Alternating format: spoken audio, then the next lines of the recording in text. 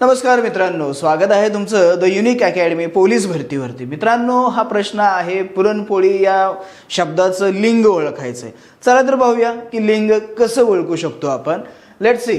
पुढील शब्दाचं लिंग ओळखा। पुरणपोळी हा असणार आहे आपला सामासिक शब्द।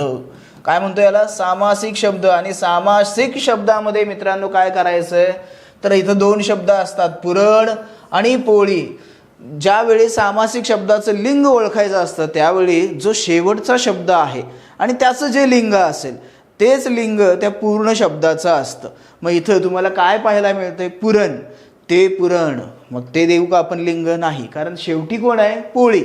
सो पोळी, ती पोळी म्हणजेच काय? स्त्रीलिंग। सो पर्याय क्रमांक 1 हे या प्रश्नाचं अगदी अचूक उत्तर असणार आहे। सामासिक शब्द असा कोणताही आला की तुम्हाला काय करायचं आहे? फक्त शेवटच्या शब्दाचं लिंग ओळखायचं आणि त्यावरून त्या शब्दाचं लिंग असणार आहे। मित्रांनो, हा व्हिडिओ आवडला असेल तर लाईक करा, शेअर करा, चॅनलवरती नवीन असाल तर सबस्क्राईब करा। भेटूया मग नवीन अशाच व्हिडिओमध्ये। धन्यवाद।